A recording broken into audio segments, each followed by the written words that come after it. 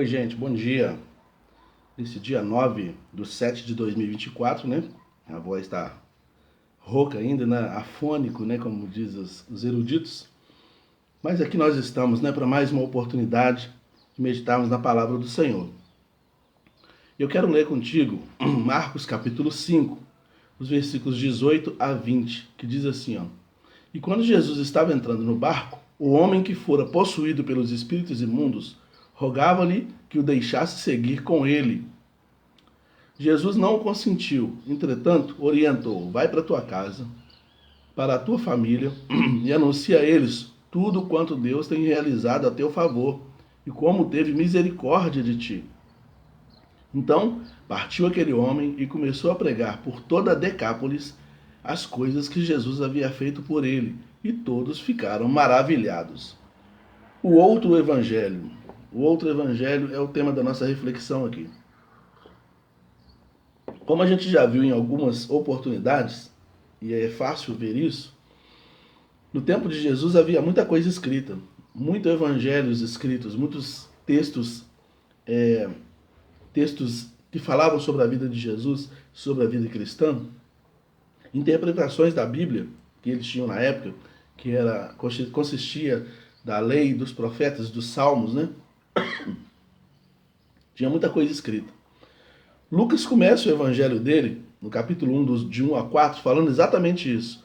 Lucas vai dizer lá, ele fala assim, ó, havendo muitas pessoas investido em escrever, também eu investiguei tudo e decidi escrever também. Então tinha muita coisa que falava sobre Jesus, muita coisa que falava sobre a vida cristã e a caminhada cristã, né? Outros evangelhos, evangelho de Maria Madalena, evangelho de Filipe, e uma série de outros textos que existiam naquela época ali. Mas não era só escrito em papiros, não era só escrito em papéis, não era só escrito em pedras, era também escrito na vida e na história das pessoas. Nesse texto que a gente leu aqui, a gente percebe que aqui um evangelho está sendo escrito, né? Um homem era endemoniado, ele vivia no cemitério, porque as pessoas tinham medo dele, então ele tinha que viver fora da sociedade. Os cemitérios geralmente eram do lado de fora dos muros das cidades, né? Então ele vivia lá, no cemitério, e aprisionado com correntes. Eles acorrentavam e ele quebrava as correntes. Ele era possuído por um número muito grande de espíritos imundos, né, que dominavam a vida dele. E quando ele se encontra com Jesus, Jesus expulsa todos aqueles espíritos e ele fica curado. Quando ele fica curado, ele percebe o seguinte: é óbvio que eu preciso ficar perto de Jesus. Porque eu estando perto de Jesus, eu nunca mais vou ser incomodado por esses espíritos. Mas Jesus, por causa do feito, é impedido de entrar naquela região de Decápolis, né? Era uma região grande. Decápolis significa 10 cidades. Então eram cidades romanas, construções romanas. Mas a essa altura já não eram mais só 10 cidades, já estava quase 20, já tinha cerca de 19 cidades construídas ali pelo Império Romano. E toda aquela região, Jesus não pôde entrar porque eles ficaram assombrados de ver que o que tinha em Jesus era bem maior do que o que tinha na vida daquele homem. Então Jesus falou assim: sabe o que você tem que fazer? Não vir atrás de mim. Vai lá para os seus, vai para os seus conhecidos, para os seus familiares, para o pessoal da sua casa. Mostre-se para eles e fala das grandezas de Deus, daquilo que Deus fez na sua vida. E aí está o outro evangelho que eu quero falar sobre ele. O outro evangelho é escrito na história. O outro evangelho é escrito na história de cada um de nós. É escrito na vida de cada um de nós. O outro evangelho, ele não precisa de um tratado teológico para ser apresentado. Ele não precisa de cartilhas de discipulado para ser apresentado. Ele só precisa de vida transformada. Esse homem, para evangelizar toda a região de Decápolis, porque a Bíblia diz assim, foi por toda a Decápolis falando sobre o que Jesus tinha feito.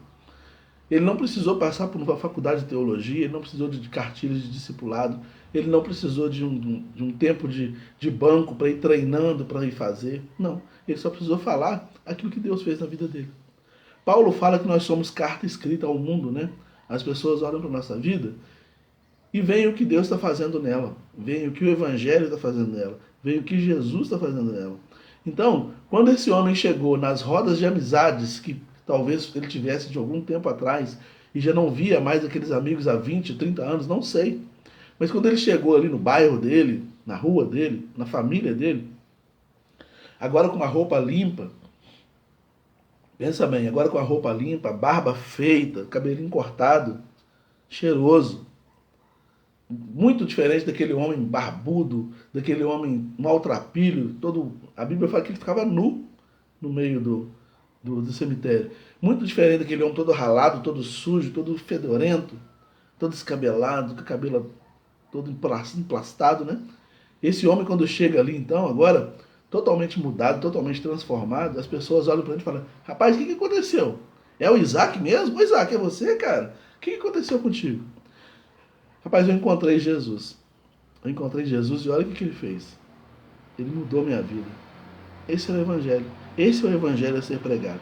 Então, quando o mensageiro, e eu faço muito isso, né? Eu até peço desculpa por isso. Mas quando o mensageiro fala sobre o que Deus fez na vida dele, não é por causa da vida do mensageiro, mas é por causa do encontro com Jesus. É para falar exatamente o que esse gadareno falou, né? Eu tive um encontro com Jesus e isso que eu estou dizendo aqui para vocês funciona, porque funciona na minha vida. Jesus liberta porque me libertou das drogas, me liberta porque me libertou dos vícios. Ele liberta porque me libertou de tantas coisas. Jesus cura porque me curou, sabe? Ele tem poder para curar. Então esse homem que outrora fora um endemoniado, agora era um homem limpo, tranquilo, com a mente sã, com a consciência tranquila, com a voz suave, com a voz audível. Não era mais vociferando, balbuciando coisas ininteligíveis, mas agora ele falava distintamente e as pessoas entendiam bem o que ele estava dizendo. Então o quinto evangelho, meu irmão, é aquilo que Deus fez na sua vida. O outro evangelho é aquilo que Deus fez na sua vida, aquilo que Deus faz na minha vida. Esse é o outro evangelho que precisa ser pregado. Precisa ser pregado. As pessoas precisam saber o que Jesus é capaz de fazer. Hoje em dia, as pessoas buscam religião por questões de status. Mas religião não salva ninguém, status não salva ninguém. O que salva as pessoas é aquilo que Jesus é capaz de fazer na vida delas, sabe? Por isso que domingo à noite, o Senhor nos deu aquela mensagem, o evangelho que nós cremos. O evangelho que nós cremos, ele não tem sofismas, ele não precisa de coisas sofisticadas para ser apresentado. Ele só precisa falar uma coisa: Jesus veio, morreu, ressuscitou e voltará. E Jesus veio para te salvar. Jesus veio para transformar a sua vida. Jesus veio porque você e eu precisávamos dele. Porque sem ele, a nossa vida não tem sentido. E outra coisa, sem ele, a perdição eterna é uma realidade a ser encarada. Jesus veio porque a morte pode bater na minha porta a qualquer momento e na sua também. E nós não podemos partir dessa vida sem ter esse encontro com Jesus.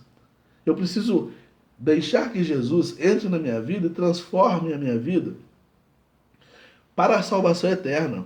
Não é me transformar num homem rico, não é me transformar num homem bem-sucedido, não é me transformar num homem famoso. Não, eu não preciso que Jesus faça isso. Isso qualquer curso de coach, qualquer programação neurolinguística, qualquer curso técnico, curso de oratória é capaz de fazer. Agora, a libertação da minha alma, tirar de mim as minhas mazelas e pecados, tirar de mim aquilo que é contra mim mesmo, aquilo que ofende a Deus, o pecado, tirar de mim isso, só Jesus pode fazer. Expulsar esses espíritos imundos que tantas vezes insistem em atormentar a nossa mente, né? Jesus fez isso com esse homem do capítulo 5 de Marcos. E Jesus quer fazer isso na vida de todo mundo, inclusive na sua e na minha também. Então, meu querido irmão, minha querida irmã, pregue o outro evangelho. Baseado no evangelho, nos evangelhos que você tem em mãos, Mateus, Marcos, Lucas e João, baseado nesses evangelhos que você tem em mão, pregue o outro evangelho. Sabe? Porque senão a gente vai falar sobre uma coisa que aconteceu 2000 anos atrás. Jesus libertou um homem lá na Palestina, lá na região de Decápolis. Jesus libertou um homem lá 2000 anos atrás. Mas Jesus está libertando homens hoje, né? Jesus está me libertando hoje. Cada dia ele me liberta de uma coisa nova, porque o inimigo é insistente. Todo dia ele traz lutas novas contra mim que Eu preciso da libertação de Jesus, eu preciso da força que vem do Espírito Santo para eu resistir a essa luta nova, para que eu continue pregando o novo evangelho, que é a transformação da minha natureza caída em uma natureza nova em Cristo Jesus. Então, meu irmão, minha irmã, Rosilene, é Rosilane, né? A Jusilane, todos os demais que estão aí, muito obrigado por assistir essa live. Mas ela não tem a ver com status. Eu não estou fazendo essa live para me promover. Estou fazendo essa live para falar do quinto evangelho, para falar do outro evangelho, daquilo que Jesus fez na minha vida, fez na vida de tantas pessoas que eu conheço e pode fazer na sua também. Amém? Vamos orar, né? Senhor, obrigado, porque um dia o Senhor se lembrou de nós e nos trouxe salvação. E nesse momento também quero interceder pela vida do Rui, teu servo. Coloque a tua mão de poder sobre a vida dele, nesse procedimento que ele vai ser submetido daqui a algumas horas. Que o Senhor o abençoe para que os médicos, os remédios e toda a estrutura ali reservada para esse momento seja instrumento nas tuas mãos. Em nome de Jesus. Amém. Deus te abençoe, tá? E que Deus nos abra os lábios para anunciarmos esse outro evangelho, que são as maravilhas que ele tem realizado na vida de cada um de nós.